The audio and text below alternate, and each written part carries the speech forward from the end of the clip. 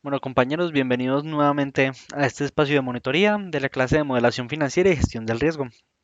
Estoy muy feliz de estar aquí, ya que hoy vamos a conocer cómo se realiza el cálculo y el pronóstico del EUMA. Ya vamos a ver qué es puntualmente. Esta monitoría va a estar dividida en dos partes. La primera es una explicación más teórica de dónde viene la fórmula del EUMA y la segunda parte ya sí es cómo se aplica esto a Python, ¿cierto? Sin embargo, preparándome pues para esto, creí que es necesario comprender bien de dónde viene la fórmula ya para poder aplicarlo en la herramienta. ¿Listo? Así que sin mayor demora, vamos a empezar. Voy a tomar un poquito de agua. ¿Listo? Qué pena. Empecemos. Voy aquí a cambiar de pantalla. Voy a abrir el Colab, voy a quitar la presentación y yo me voy a poner pequeño. Bueno, volatilidad dinámica o con suavizamiento exponencial. ¿Listo? Uy, aquí me quedó un error en el título. Suavizamiento. Qué pena. También conocido en inglés como EUMA, que representa Exponential Weighted Moving Average, que su traducción sería como promedio ponderado de forma exponencial móvil. Ya vamos a ver a qué se refiere con esto. Bueno, antes que entrar en profundidad con esta fórmula, quiero que recordemos la fórmula de la desviación estándar. Eh, es más, la voy a buscar aquí. Fórmula de desviación estándar. Tenemos que la desviación estándar es básicamente coger cada uno de los elementos de un conjunto de datos y restarle su media. Esta diferencia se llama desviación. Y lo que vamos a hacer es que a esta desviación la voy a elevar al cuadrado. ¿Listo? Si tenemos un conjunto de datos, tenemos tantas desviaciones como cantidad de datos que haya, ¿cierto? Entonces, si cogemos la sumatoria de todas esas desviaciones y las dividimos por la cantidad de los datos, vamos a tener, por así decirlo, viéndolo desde otro ángulo, un promedio de qué tanto se alejan los datos de la media. Listo. Sin embargo, para ya nuestro ejemplo, y con esto me vuelvo, tenemos que hacer una suposición, ¿cierto? La primera va a ser que la media es igual a cero. Por lo tanto, cada desviación va a ser igual al rendimiento con el que vamos a trabajar elevado al cuadrado. Listo. Después de eso, vemos tres diferencias puntuales con esta fórmula. La primera es que el denominador ya no se encuentra. Listo. La segunda es que vemos que hay un factor, ¿cierto? Lambda, que está elevado al periodo que se esté realizando pues, la sumatoria. Y todo esto, que es la tercera diferencia, está multiplicado por un factor 1 menos lambda. Listo. Eh, entonces, bueno, vamos a solucionar como el cómo vamos de acá hasta acá. Listo. Entonces, primero que todo, entender que aquí lo que hacemos básicamente es darle igual peso a cada uno de los datos. Mientras que desde este enfoque lo que queremos es que si yo voy a calcular mi volatilidad el día de hoy, necesito que los valores, ¿cierto? Más cercanos a mí tengan mayor peso, mientras que los valores más lejanos pues, vayan disminuyendo el impacto que tienen en la volatilidad de hoy. Esto es importante debido a que se encontró que se puede lograr esto de forma exponencial. ¿Cómo así? Que el valor que me acompaña hoy para el cálculo eh, va a estar elevado a un factor, el cual para el dato anterior va a estar elevado dos veces y así sucesivamente. Y vamos a ver que entonces eso nos va a permitir que, que los pesos vayan disminuyendo. Y ustedes se pueden preguntar, pero ¿cómo así? No, no pues cuando un valor Eh, cuanto mayor sea el exponente, más grande el número. Pues bueno, vamos a ver que eso no sucede en todos los casos, pero vamos por partes. Listo.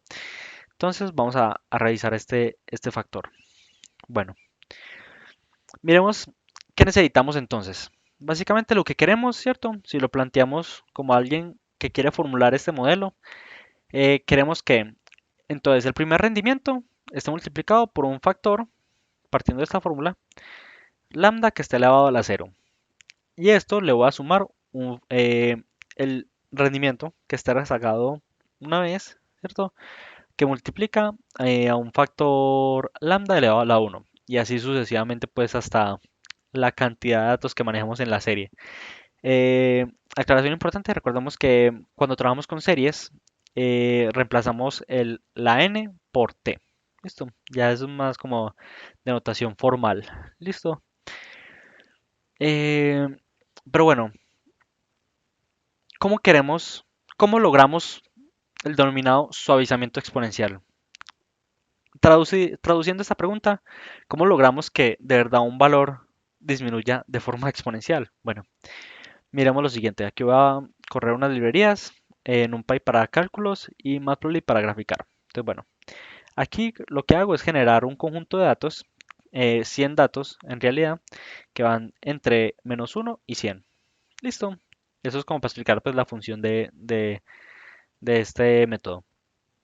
¿Y qué vamos a hacer aquí? Vamos a coger una base y la vamos a eliminar por... ¿Veis que la vamos a eliminar? La vamos a elevar a cada uno de los valores de nuestro x. Esto básicamente es la función exponencial de toda la vida. Eh, bueno, miremos qué pasa con esto. Entonces corramos y vemos que efectivamente, a medida que vamos avanzando en el tiempo, ¿cierto? Eh, los valores van a ir aumentando. Sin embargo, ¿qué pasa cuando la base no es 2 o bueno, no es un valor positivo diferente de uno, sino que es uno? Aquí hacemos lo mismo, sin embargo, cambiamos la base y vemos que, pues puede parecer obvio, pero vemos que cuando la base es uno, no importa si uno esté elevado a la 500 millones, el valor va a ser igual a uno. Pero entonces, ¿qué sucede cuando el valor de la base es menor que uno? Vamos a poner, por ejemplo, 0.5. Voy a correr esto y vemos que este eje de acá es el eje Y, es como una línea en cero como para tener una guía visual. Entonces vemos que lo que sucede es que a medida, cuando un valor es menor que uno, ¿cierto? Va a ir disminuyendo a medida que va avanzando el tiempo, ¿cierto? Y va a tender, si usted calcula el límite de esto, cuando tiende al infinito, podemos ver que va a tender a cero.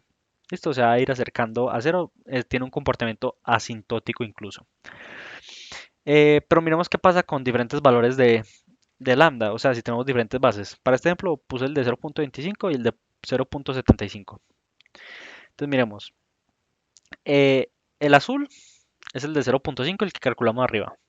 El de 0.25, que es este naranja, vemos que baja, o sea, tiende a cero de forma mucho más rápida que los otros dos factores. Y esto tiene sentido porque 0.25 ya de por sí es un valor pequeño, ¿cierto? Si cogemos 0.25 y lo multiplicamos por 0.25, estamos, por así decirlo, cogiendo una porción de ese 0.25 más pequeña, y ya de por sí es un número pequeño. Y si hacemos eso repetidamente, pues cada vez los valores van a tender a cero, o bueno, valores mucho más pequeños, de forma mucho más rápida.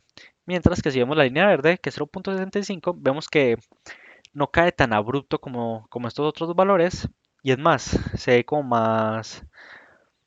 más lineal, o sea, no tan brusca en su caída, en su tendencia hacia cero. Y es más, podemos ver que a medida que va aumentando, a medida que se va acercando a valores mayores que este, ¿cierto? Acercándose a uno, pues vemos que la línea como que se va ya volviendo esa línea perfecta del uno. Pero bueno, esto nos resuelve la primera duda. ¿Cómo logramos el suavizamiento exponencial? Que para eso poníamos este factor aquí y es cogiendo un factor que vaya disminuyendo. ¿Y cómo logramos que disminuya? es que esta base se encuentre entre 0 y 1 sin incluir esos límites. ¿Listo? Entonces, bueno, checa esa primera parte. Digamos aquí, listo. Ahora, segundo problema. ¿De dónde, ¿Qué pasó con el n? ¿Cierto? ¿Por qué no estamos dividiendo por la cantidad de datos para sacar el promedio? Pues bueno, la forma en la que podemos eliminar ese n es como esto es ponderado, ¿cierto? En el denominador iría la suma de los pesos. Si aquí no se ve en la fórmula, puede ser porque la suma de los pesos es igual a 1, ¿cierto? O sea, esto es igual a 1. Lo cual nos lleva a lo siguiente, que si la suma de los pesos es igual a 1, necesitamos que entonces lambda elevado a la t, de aquí hasta la cantidad de valores que calculemos, ¿cierto? Sea igual a 1.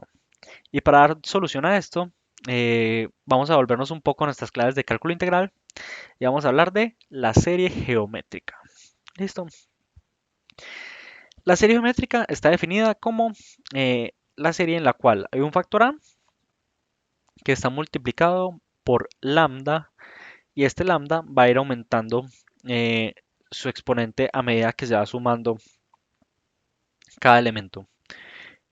Por ejemplo, aquí tenemos a lambda elevado a la 0, o sea, igual a 1, por eso no se ve.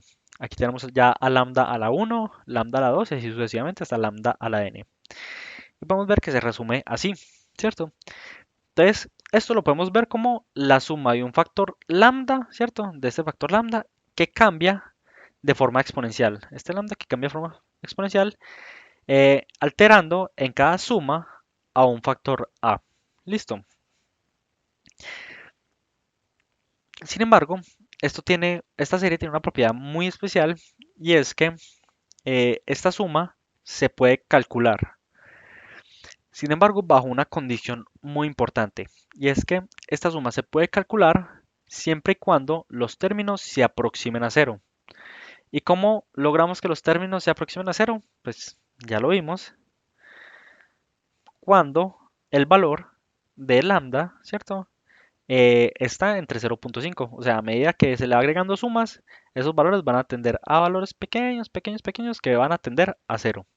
Listo. Se me olvidó explicar algo importante y es que en la literatura la serie geométrica está explicada en vez de lambda por una R, solo que para efectos pues, de nuestra explicación lo cambié por lambda. Listo. Bueno, entonces tenemos esa propiedad. Y esto también es denominado que si se le puede calcular pues la suma, se denomina que la serie converge. Listo, recordando ahí nuestras clases de cálculo integral. Pero ¿cómo logramos calcular el valor entonces de la serie?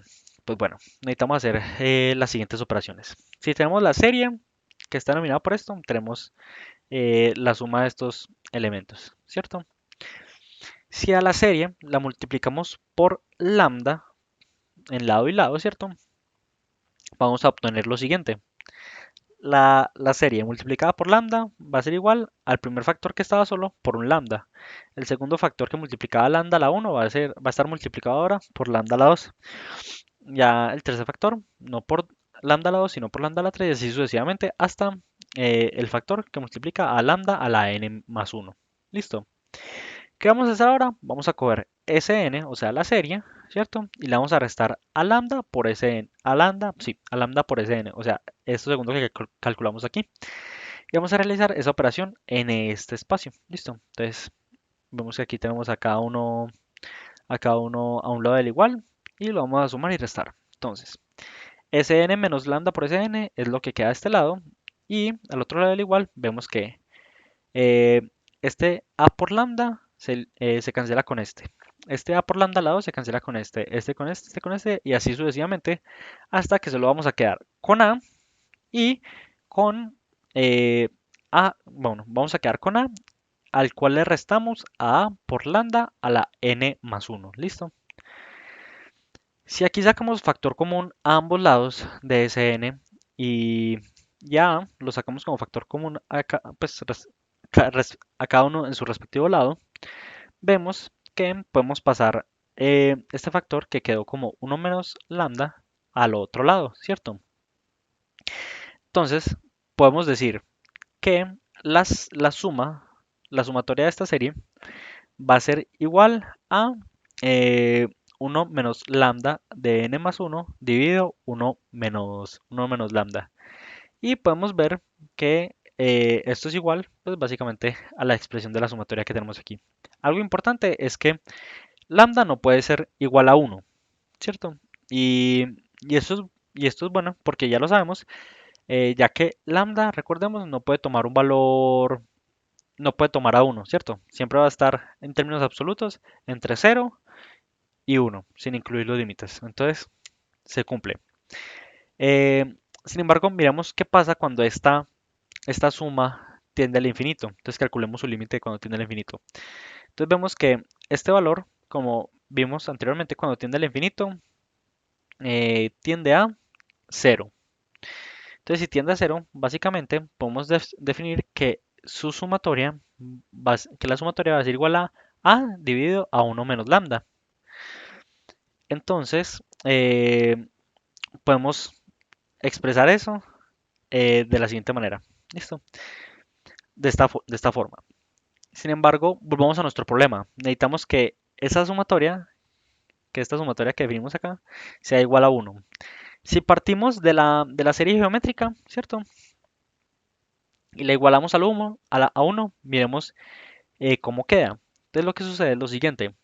Reemplazamos esta sumatoria por este factor que nos quedó acá, ¿cierto? Y sería a igual a, digo, a dividido 1 menos lambda igual a 1. Si pasamos este denominador a multiplicar, ¿cierto? O multiplicamos pues por ambos lados por este denominador, aquí se cancela. Entonces queda que a sería igual a 1 menos lambda, lo que nos quiere decir que eh, esta sumatoria es igual a 1 si lambda, si este valor, ¿cierto? ¿Ve? Si este valor toma este valor de acá, ¿cierto? Entonces, bueno, con esto lo solucionamos. Yo, por mi lado, ¿cierto? Eh, Voy a compartirles una demostración en Excel en donde busco demostrarles que de verdad sí sucede esto. Yo abro aquí. Listo. ¿Qué tenemos aquí? Tenemos, tenemos 163 periodos y tenemos los factores exponenciales, ¿cierto? Y tenemos un lambda. ¿Qué son estos factores exponenciales? Son números que tienen de base lambda y van a ser elevados cada vez por el periodo en el que estén, ¿cierto? Básicamente de este factor. Entonces vemos pues que a medida que va pasando el tiempo se van volviendo valores cada vez muchísimo más pequeños, ¿cierto? Como podemos ver aquí en el Excel. Listo. Queremos que esta serie, ¿cierto? Sea igual a 1. ¿Qué sucede? Pasemos esta sumatoria a dividir el 1, ¿cierto? Y eso nos va a dar el valor de A. Este valor de A debe ser igual a 1 menos lambda. Vamos a demostrar ya con datos que sí sucede. Entonces, aquí tenemos la sumatoria de todos estos factores. Y lo que hago aquí es coger a 1 y lo divido, o sea, este 1 y lo divido por la sumatoria, eso nos debe dar a, lo divido por la sumatoria y vea lo que sucede. Aquí nos da 0.25 y 1 menos lambda es igual a 0.25. Ustedes pueden hacer esta demostración y es increíble, pero a mí me parece muy bonito y muy genial. Tenemos punto 8, nos da punto 2, eh, punto 2, punto 8, punto 94. Uy, me equivoqué. Punto 94. Es impresionante. Puede ser que de pronto este valor aquí tenga algunos decimales más, como en este caso, creo. Sí, pero podemos ver que realmente tiende a estos valores. Listo. Entonces es algo muy chévere y muy bonito en la matemática. Entonces voy a cambiar de nuevo aquí. Listo, ya volvimos al colap. Entonces podemos ver que efectivamente estos dos factores suman 1. Pero bueno, volvamos. Si lo ajustamos con nuestra fórmula, o sea, le damos un peso a cada uno de los datos partiendo de esta condición, ¿cierto? Podemos ver que nuestra fórmula efectivamente queda como la del principio, aquí. Y esto es muy bueno porque ya entendemos de dónde viene esta fórmula. Bueno, hasta aquí va la parte teórica. Espero no haya sido tan pesada. Y si, digamos, quedaron dudas, por favor, háganmelo saber. Pueden comunicarse a través de mí por el canal de Teams. ¿Listo? Y ahora vamos a pasar a la parte de Python. Pero voy a tomar un poquito de agua primero.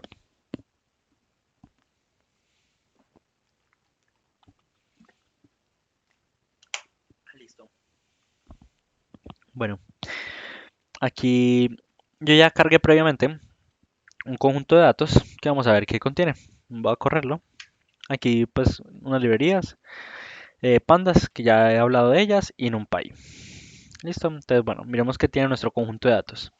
Y vemos que tiene las cotizaciones de Nutresa desde el 23 de agosto del 2021 y el 22 de agosto del 2022. Bueno, eh, esta celda es otra forma de cómo calcular los rendimientos de forma logarítmica. No voy a detenerme mucho en ella, pero es otra forma de poder abordar un problema. Y la traje hoy para demostrarles que se pueden hacer con las herramientas tecnológicas, se pueden abordar problemas de diferentes formas, ¿cierto? Entonces, si les parece, me pueden comentar cómo funciona la lógica pues, de, de esta línea y yo se las puedo explicar en otro video más cortico, pero es como para que tengan una referencia a cómo realizar otros procesos. Entonces corremos esto y aquí tenemos los cálculos de los rendimientos a través de la fórmula del logaritmo, ¿cierto? Bueno, ya vamos a la parte fácil, pues esto creo que va a ser más rápido de lo pensado. Para calcular el EUMA, básicamente lo que vamos a hacer es lo siguiente. Voy aquí a comentar un momentico esta celda, ¿cierto? Tenemos aquí a Nutresa, ¿cierto?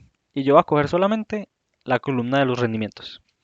Voy a ir armando esta función de acá arriba poco a poco. Entonces aquí el nombre de la columna es RNutresa. Entonces bueno, tenemos solo la columna de los rendimientos. Esto lo voy a elevar al cuadrado, que es como necesitamos cada uno de los factores, ¿cierto? Y esto lo voy a guardar entre paréntesis. Para calcular el EUMA es muy sencillo. Es pandas.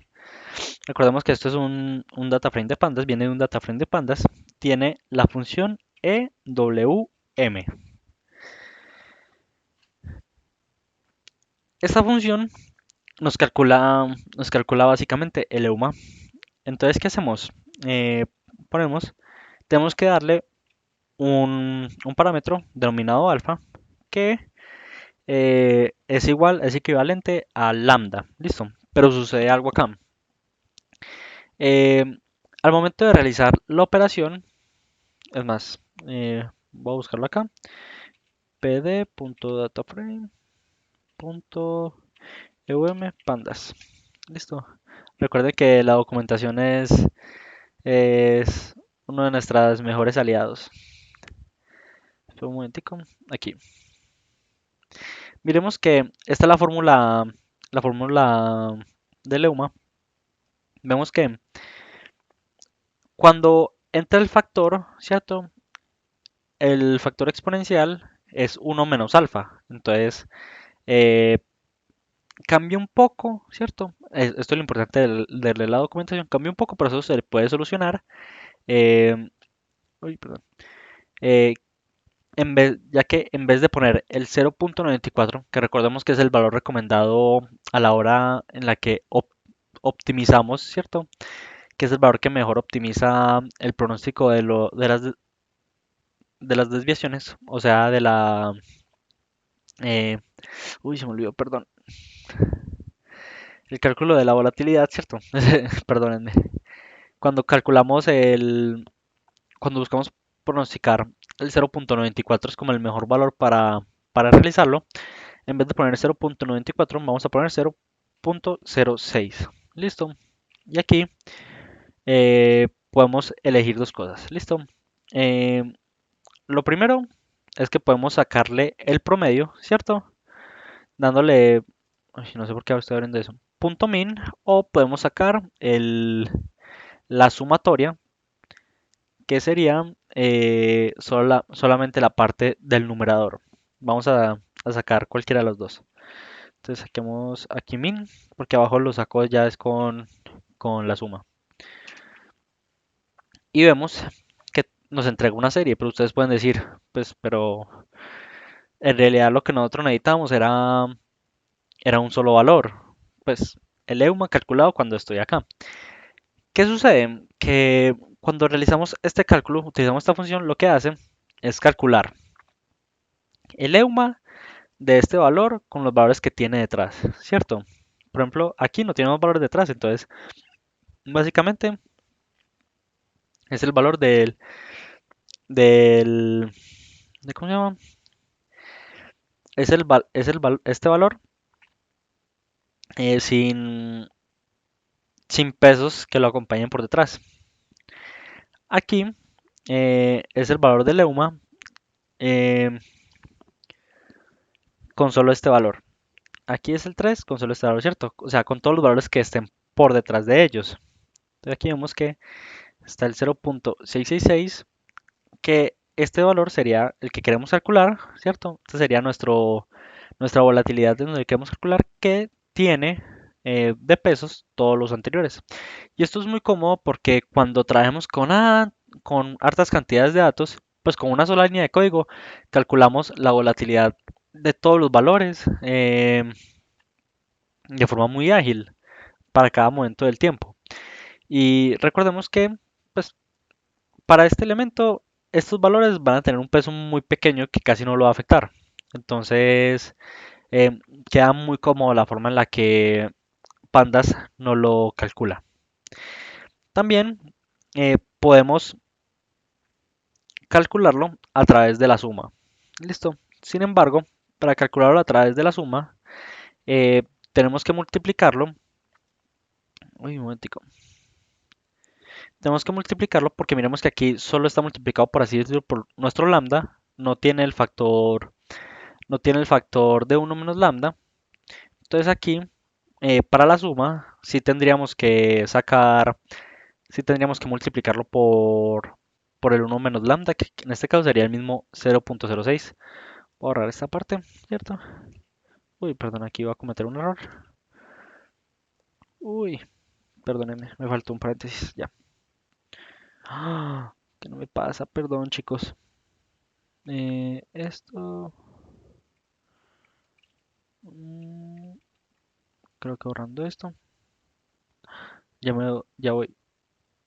Perdón, perdón, chicos. No tiene el valor de la suma. Qué pena.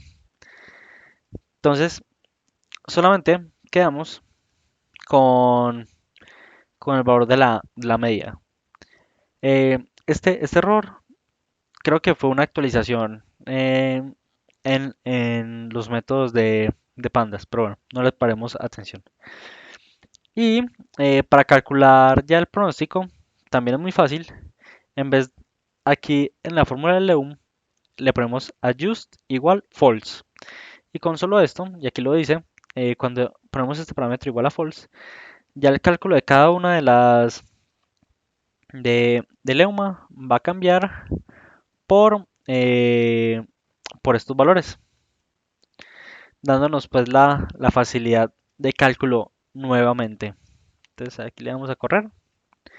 Y aquí tenemos pues los respectivos valores ya por medio de, de pronóstico.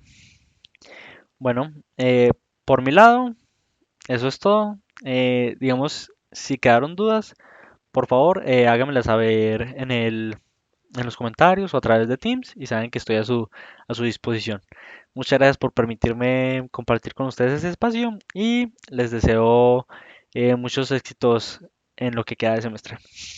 Hasta luego.